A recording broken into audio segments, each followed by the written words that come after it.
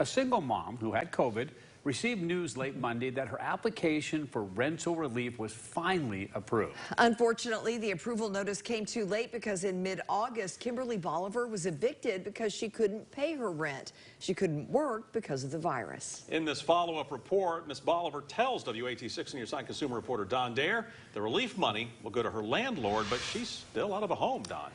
Well, that's right, Bo. She's been left with a lot of mixed feelings. For people who came down with COVID-19, records from the U.S. Department of Health show thousands have been diagnosed with what's called post-COVID syndrome, leaving many unable to work. There is a safety net for those unable to make the utility or rent payments because of the virus, but approval for the program isn't always quick. Since August, Kimberly Bolivar has been living at her mother's guest house in Oliver Springs. She's been unable to work for months because of the coronavirus. Her doctor diagnosed her condition as long COVID. In June, Kimberly missed her $855 rent payment on this duplex in Oak Ridge. A clause in a rental contract with Four Leaf Property Management says tenant waives all requirements for written notice of demand for non-payment of rent. Unable to make rent on the two-bedroom home, Kimberly went to court in August and was evicted. The Tennessee Housing Development Agency offers rental assistance for those diagnosed with COVID and are unable to work. Her application was just approved.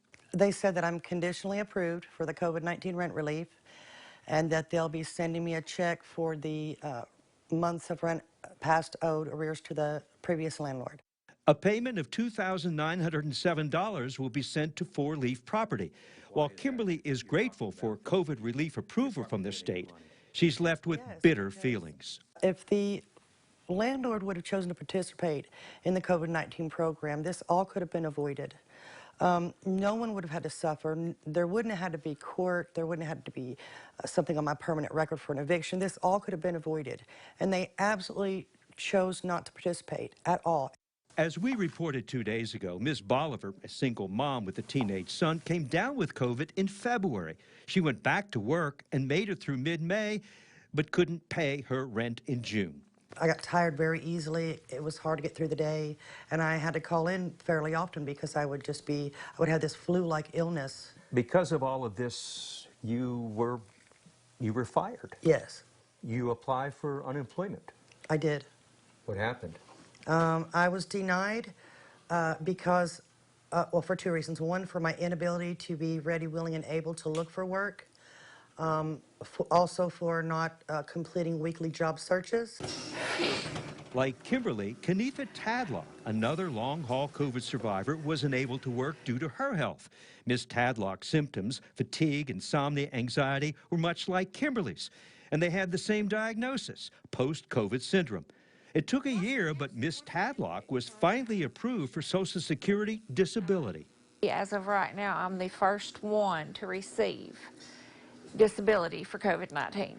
For Ms. Bolivar, while there's been one disappointment after the other, there is a silver lining.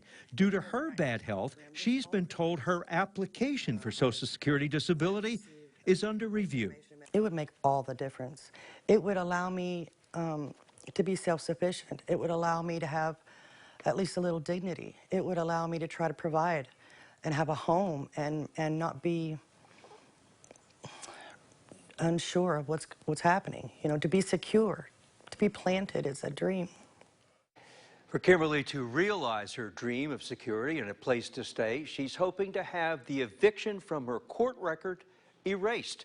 If she can do that, she may be eligible for low-income housing. Her goal now is to have her court record legally cleaned up. Bo? All right, Don, thank you. If you have a consumer question for Don, send him an email at ddare@wat.com. You can also call a 6 on Your Side hotline number. We have it for you right there on your screen, 865-633-5974.